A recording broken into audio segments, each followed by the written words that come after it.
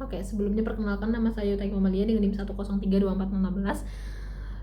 Jadi di sini saya akan menjelaskan mengenai jarimah, kisos dan diat dan reformasi hukum Islam. Oke, jadi jarimah, kisos dan diat sendiri itu memiliki pengertian, yakni kejahatan berupa melukai atau membunuh orang. Nah, jika kisos sendiri itu memiliki pengertian itu adalah balasan yang setimpal, yakni ketika ada orang yang membunuh, ya berarti dibalas dengan membunuh juga. Tetapi kalau diat itu balasan dengan membayar harta atau ya membayar denda seperti itu. Ini contoh ya. Contohnya ada si A. Si A itu membunuh si B. Kemudian keluarga si B itu bebas memilih antara mau menggunakan kisos atau mau menggunakan kisos atau mau memaafkan, tapi pelaku ini hanya cukup membayar diat saja seperti itu. Nah, kemudian pembunuhan itu ada 3 macam, ya ini sengaja, semi sengaja, sama nggak sengaja. Kalau sengaja itu emang ada niat tersendiri ya dari diri dia sendiri untuk membunuh orang tersebut gitu, dengan menggunakan alat tersebut. Nah, ini itu dijatuhi hukumannya itu kisos, yakni dibunuh balik. Tapi ketika keluarganya itu memaafkan, ya pelaku cukup membayar diat saja seperti itu. Kemudian yang kedua ada semi sengaja. Semi sengaja itu kayak kita emang melukai orang, tapi kita nggak ada niat sama sekali buat membunuh orang tersebut gitu. Contohnya kita mencubit orang kan umumnya ya, normalnya kan orang nggak bakal meninggal ya, tapi tiba-tiba tuh orang meninggal gitu. Nah, itu yang namanya di semi sengaja. Kalau misalkan yang tadi pembunuhan yang disengaja itu dijelaskan juga nih dalam surat Al-Baqarah ayat 178. Terus yang semi sengaja itu tidak dijelaskan dalam Al-Qur'an ya. Itu seperti itu. Terus habis itu hukumannya itu membayar diat dan kafarat. Kafarat itu puasa 2 bulan berturut-turut. Terus kemudian yang terakhir itu tidak sengaja. Jadi emang orangnya itu tidak ada niatan sama sekali buat ngebunuh. Contohnya tuh kayak orang yang lagi cepet-cepetan, orang yang lagi buru-buru untuk berangkat ke kampus atau gimana, terus tiba-tiba nabrak orang. Nah, itu kan sama sekali tidak sengaja. Nah, itu dijelaskan dalam surat An-Nisa ayat 92. Itu hukumannya sama kayak sengaja ya, ini cuma membayar diat dan kafarat saja seperti itu.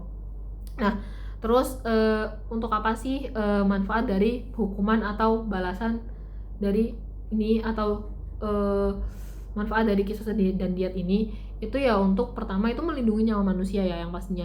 Terus kayak menimbulkan rasa adil seperti itu. Terus juga memaafkan, jadi saling memaafkan. Terus juga menggabungkan antara keadilan dan kemanusiaan seperti itu. Terus kemudian ada yang namanya reformasi hukum. Reformasi hukum itu adalah pembaharuan atau penetapan hukum Islam dalam perkembangan zaman seperti itu. Dalam perkembangan zaman.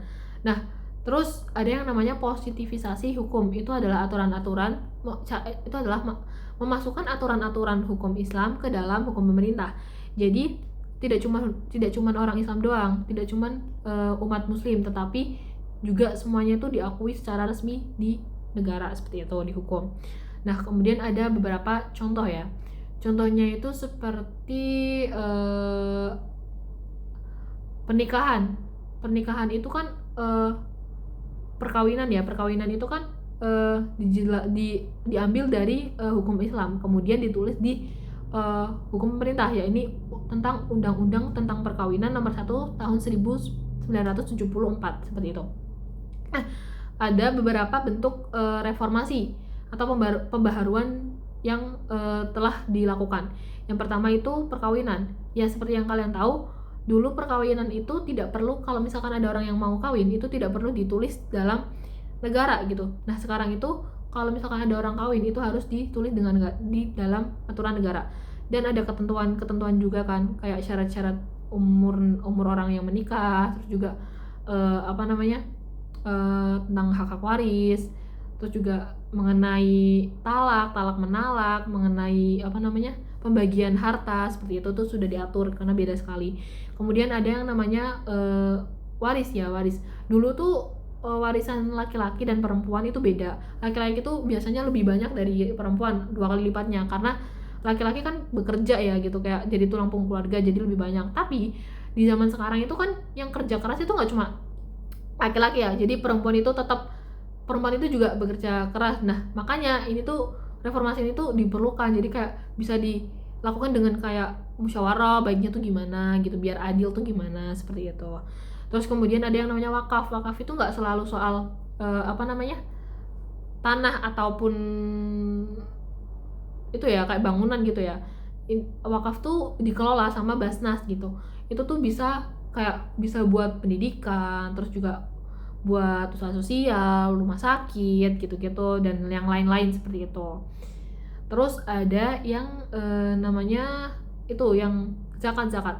Zakat itu kan dulu itu zakat itu berupanya tuh kayak pertanian, emas, terus kemudian peternakan gitu. Tapi sekarang itu nggak cuma itu, tapi dari penghasilan itu juga bisa dijadikan zakat seperti itu. Terus yang udah sih ya. Terus kemudian apalagi itu manfaat. Nah manfaatnya itu apa? Manfaatnya itu yang pertama itu ya agar apa ya, kayak reformasi ini tuh dibutuhkan gitu loh, biar kita itu biar kayak sesuai gitu loh sama zaman sekarang, karena sekarang juga manusia lebih kompleks gitu, dan juga banyak apa ya, kayak hukum yang dulu tuh nggak sesuai gitu sama kondisi sekarang. Dan kita juga mengganti, karena dulu kita ikutnya dari hukum Belanda juga, ini biar adil juga, terus juga biar apa namanya, menghindari kesenjangan sosial. Nah terus ada yang namanya KHI itu apa namanya, kumpulan hukum Islam. Nah KHI itu apa? Jadi kumpulan hukum Islam yang diadaptasi khusus bagi manusia gitu. Jadi di dalamnya tuh isinya ya kayak apa namanya, tentang hukum-hukum Islam, kayak aturan-aturan gitu loh, aturan nikah, terus juga kayak aturan-aturan talak, terus juga iya pembagian harta gitu-gitu. Terus warisan juga sama, kayak dapatnya berapa gitu. Intinya isinya mengenai kumpulan-kumpulan hukum waris yang dikhususkan untuk manusia seperti itu, untuk masyarakat seperti itu. Ya mungkin seperti itu saja, mungkin itu saja yang bisa saya sampaikan pada video kali ini. Kurang lebihnya saya mohon maaf. Semoga bisa dimengerti. Terima kasih. Wassalamualaikum warahmatullahi wabarakatuh.